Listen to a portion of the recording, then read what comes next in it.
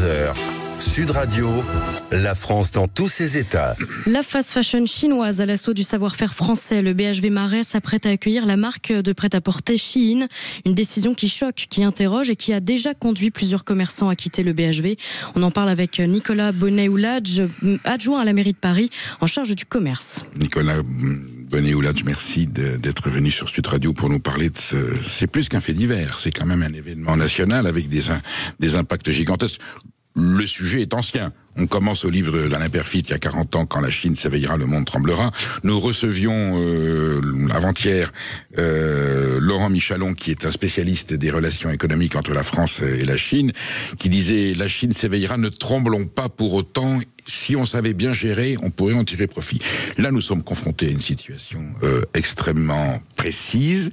Nous avons le géant Shein, en gros du prêt-à-porter chinois avec des chaussures. Alors, c'est pas qu'il vient comme d'autres firmes chinoises sur le marché européen. On lui ouvre la porte des sanctuaires emblématiques des grands magasins parisiens, le bazar de l'Hôtel de Ville, qui est vraiment un monument historique avec les Galeries Lafayette et avec le Printemps. Et on ouvre, est-ce que la formule est correcte? Est-ce qu'on ouvre est-ce qu'on invite le loup à s'installer dans la bergerie ou le renard dans le poulailler? Est-ce que c'est un petit peu ça que vous avez dénoncé? En tout cas, c'est ce que j'ai dit à Frédéric Merlin quand je l'ai reçu à l'Hôtel de Ville, le patron des sociétés des grands magasins. Notre désaccord total, car c'est une vision du commerce que nous n'avons pas. Shein, d'abord, c'est à peu près 5000 tonnes par jour de textiles qui traversent le monde, c'est-à-dire 50 Boeing par jour. C'est pour vous dire le bilan en CO2, quand nous aujourd'hui... Avions et bateaux, je crois aussi. Voilà. Hein, oui. Quand nous, aujourd'hui, on veut réduire la pollution, lutter contre le réchauffement climatique, comment on fait si on ne réduit pas ces transactions par marchandises qui viennent en avion? Ça, c'est la première chose. Deuxième chose, Shein a été quand même condamnée par l'Union européenne, condamnée par la France sur pratiques commerciales trompeuses, sur non-respect des normes environnementales, et notamment parce que c'est pas que la question de la pollution, c'est que la majorité du textile qui vient de Chine est fait en polyester, ce qui est cancérigène, ce qui est sur des taux au-delà des taux imposés à la fabrication française et européenne, et c'est pour ça d'ailleurs que les États et l'Union européenne les a condamnés à des amendes importantes de plusieurs, c'était en 2025, plusieurs millions d'euros. Donc on est face à un problème de société qui fait qu'aujourd'hui, quelque chose qui repose sur de l'exploitation de travailleurs, parce que les conditions aussi sociales en Chine ne sont pas les mêmes qu'en France, ce qui crée d'ailleurs du dumping social par rapport à nos entreprises, évidemment, ce qui n'est pas acceptable, d'autant plus que Chine ne paye pas d'impôts en France. Je crois qu'ils ont payé à peu près quelques milliers d'impôts sur 5 milliards de bénéfices, donc ça pose aussi un autre problème, c'est que vous avez en France des entreprises qui veulent fabriquer, qui payent leurs salariés, qui respectent les normes environnementales, qui respectent les normes sociales, qui payent des impôts. Oui, c'est une concurrence déloyale et totalement faussée. Ça, on le sait, c'est un sujet européen, d'ailleurs. Donc, évidemment, que le BHV offre une vitrine à Chine, c'est le contraire de notre modèle. Et donc, évidemment, on s'y oppose, et je l'ai dit à M. Merlin, et pour nous, c'est non. Voilà. Pourtant, Shein est allé consulter et a reçu les conseils de M. Christophe Castaner, qui a été ministre de l'Intérieur, par hasard président du port de Marseille, qui est un endroit, je crois, d'importation de Shein. Et Christophe Castaner, qui a démissionné d'ailleurs le 30 juin, nous a expliqué que justement, il était là pour que Shein apprenne à se mettre aux normes, soit plus en conformité avec la législation européenne et française, qu'il s'adapte aux exigences du marché du moment. Ça a servi à quelque chose, le fait que Christophe Castaner conseille Shein? Monsieur Merlin nous a dit la même chose.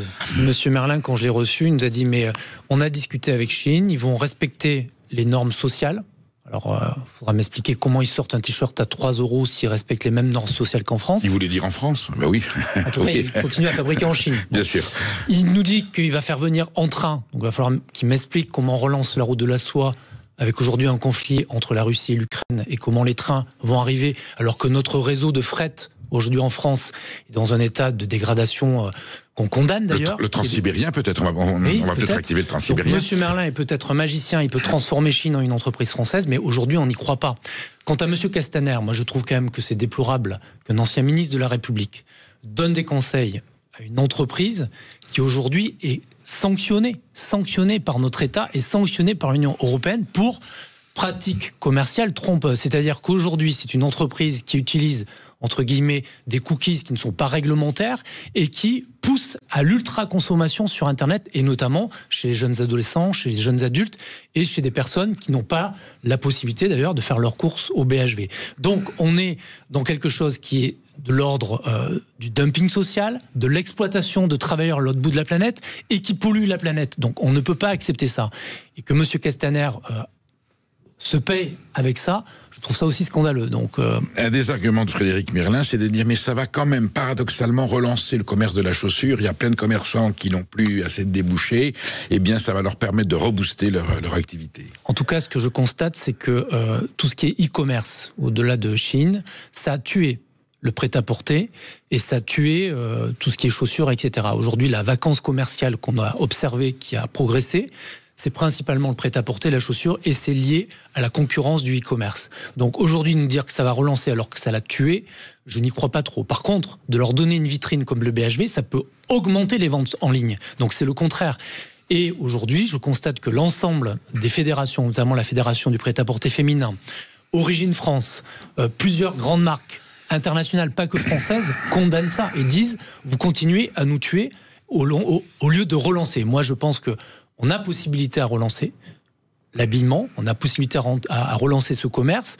Il faudrait aussi réindustrialiser notre pays, retrouver des filières. Donc certaines petites entreprises s'implantent, je dirais pas des noms, mais aujourd'hui on a quand même du Made in France, du Made in Paris. Et donc moi j'aurais préféré que le BHV reprenne cet étendard et que le BHV reprenne l'étendard que moi j'ai porté depuis 2017 à Paris, qui est le label fabriqué à Paris. J'ai beaucoup de labellisés, 2500 labellisés à Paris.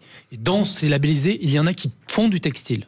Donc je préfère que le BHV leur ouvre des corners, relance des marques françaises plutôt que d'aller chercher Chine. On touche le fond. Tout à l'heure, on parlait de toxicité par rapport au président de la République. On touche le fond de la toxicité. J'allais dire, de cette organisation économique européenne issue de l'acte unique de 1986, voulu par Jacques Delors, libre circulation des personnes et des marchandises. On a fait le pari. Allez, on va ouvrir les frontières de l'Europe. Adieu la préférence communautaire. On ne cherche plus chez nous ce dont nous avons besoin. On se met en risque d'être en concurrence, mais comme ça dégoulinera, oui, il y aura de la casse, mais on aura tellement exporté de produits européens que finalement la balance sera positive. C'est un fiasco absolument total. On sait bien que Mme von der Leyen, que la Commission européenne, que les chefs d'État européens, que le Conseil des ministres européens, qui est le patron de l'Union européenne, sait très bien les effets néfastes de ce libéralisme mondialisé, de cette globalisation libérale, néolibérale financière qui a ruiné notre économie. On a payé cher. Arcelor, Péchinet, Alstom, Technic, Lafarge, Alcatel, Essilor, tout ça c'était des fleurons de l'industrie française qui créaient des emplois. Certains étaient des leaders mondiaux. Et parce qu'on a ouvert le marché à la concurrence déloyale, ces sociétés sont mortes. Ça a entraîné des milliers, des centaines de milliers de chômeurs et une ruine économique pour la France. Et malgré tout, on continue. Et là, on est sur le prêt-à-porter. On a quand même de l'industrie et du prêt-à-porter en France, de la chaussure. Et là, on va donner le coup de grâce à un des derniers secteurs qui pouvait encore tirer ses barons du feu d'une globalisation qui est agressive. Comment ça se fait que vous soyez le seul, Nicolas Bonnet ou Ladj, à dénoncer avec autant de précision, autant de véhémence? J'aurais attendu que toute la classe politique se mette derrière vous pour dénoncer cette aberration. Ce que vous venez de dire et démontrer, c'est ce que nous disions il y a plus de 20 ans avec le Parti communiste français, ce qui a amené un vote en France avec un référendum sur le traité constitutionnel, sur lequel le Parti communiste français, ma famille politique, d'autres, à l'époque Jean-Luc Mélenchon. Je me souviens quand j'étais adolescent, Georges Marchais, il y avait des affiches du Parti communiste français, acheté français. Exactement. Il se faisait montrer du doigt en disant qu'est-ce que c'est que cette espèce de patriotisme ringard. Lisez le bouquin de Fabien Roussel sur la force du travail aujourd'hui, bien sûr, et sur la question du travail. Notre ligne n'a pas changé et notre ligne, ça a toujours été de dénoncer la mise en concurrence des peuples, la mise en concurrence pour tirer vers le bas les salaires, les droits des salariés. Or, aujourd'hui, ce qu'on considère, c'est que l'Europe doit être un espace de coopération, un espace de relance économique et de réindustrialisation. Et moi, je suis pour qu'on travaille avec les Allemands, avec les Portugais, avec les Espagnols, mais avec une banque centrale qui nous accompagne. Et aujourd'hui, le problème des entreprises, des artisans que je vois à Paris, c'est deux choses. Première chose, c'est le manque d'aide des banques. Alors, M. Merlin, s'il veut continuer son projet au BHV, à un moment donné, il aura besoin de la Caisse des dépôts et de certaines banques. Et je crois que la Caisse des dépôts, actuellement, dit si c'est Chine, ça ne va pas dans le sens de la politique française. Donc, moi, ce que j'ai toujours dit, ce que le Parti communiste a toujours dit, c'est qu'on est pour réindustrialiser l'Europe.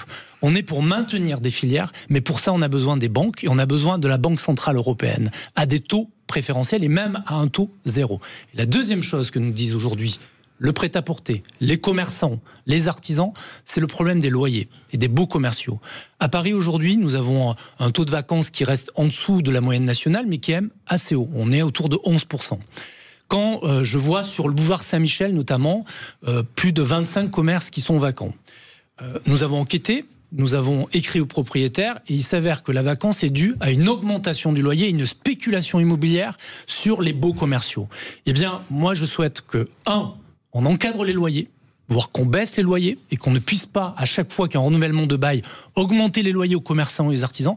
Et 2, ce que je souhaite et ce que j'ai demandé à la ministre, c'est qu'on augmente la taxe sur les friches commerciales. Parce que derrière cette question de vacances, nous avons aussi des friches du fait de personnes qui ont un actif immobilier, ces locaux, et qui préfèrent avoir des écritures comptables en mettant ces locaux dans leur actif immobilier plutôt que de louer. Et donc ça, c'est un vrai problème. C'est une compétence de la mairie de Paris, ça, Non, la compétence de la mairie de Paris que j'ai justement utilisée comme levier, c'est d'imposer la taxe sur les friches commerciales. Et donc pour la première fois, j'ai activé cette taxe sur les friches commerciales qui est encadrée par la loi sur un délai de vacances et sur certains secteurs où il y a vacances. Mais il faut aller plus loin.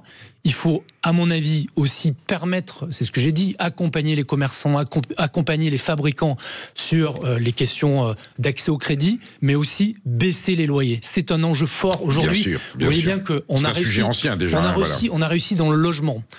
Mon ami et camarade Yann Brossa, qui était adjoint au logement à Paris, a réussi à encadrer les loyers, a réussi à lutter contre Airbnb, a réussi à lutter contre la spéculation immobilière. Il faut qu'on le fasse aussi dans le commerce. Nicolas Bonnet-Houladj, Frédéric Merlin, quand il développe ses sociétés, il a des crédits illimités. Il peut investir assez facilement. Donc la finance est assez sensible à cette. Entre nous, qu'est-ce que ça cache? À qui profite le crime de cette installation de Shein de façon décomplexée au cœur de Paris? À quoi vous pensez? Ma grosse préoccupation, je pense aujourd'hui aux salariés du BHV. Les salariés du BHV. Je suis d'accord. Dites-moi, qui ça profite? Les salariés du BHV aujourd'hui, c'est plus de 720, presque 1000 avec des indépendants qui sont très préoccupés de l'avenir du BHV. Aujourd'hui, si le BHV se casse la gueule, c'est un fleuron, on est d'accord. C'est un fleuron pour Paris, mais c'est aussi tout un quartier qui a une économie autour. Il y a des cafés, il y a des restaurants, ces gens consomment et c'est une attractivité commerciale. Mais vous pensez que ça met le BHV en danger? Je pense que ça met le BHV en danger parce qu'aujourd'hui, on a des marques qui s'en vont, il y a des réassorts qui ne s'ouvrent pas dans les rayons, donc on a des rayons vides. Et M. Merlin, vous dites il va emprunter, mais aujourd'hui, il a une mauvaise image de marque du fait de cette annonce avec Chine, et c'est pas sûr que les banques et que la Caisse des dépôts le suivent. Et donc, si la Caisse des dépôts et les banques ne le suivent pas, soit il revoit son projet et réoriente, comme je lui ai suggéré, vers le Made in France, vers le label fabriqué à Paris, vers des jeunes créateurs parisiens. Le BHV, il pourrait être un tremplin pour des jeunes créateurs. Donc, soit il fait ça, soit il y a un risque que le BHV se casse la gueule. Nicolas Bonnet-Houladj, je ne suis pas dans les secrets de M. Merlin, et je ne sais pas, comme vous dites, à qui profite le crime. Merci. Mais en tout cas, moi, je veux protéger les salariés. Merci pour votre témoignage. Et le cri, c'est sauvons le bazar de l'hôtel de ville. On a entendu votre message. Merci d'être venu.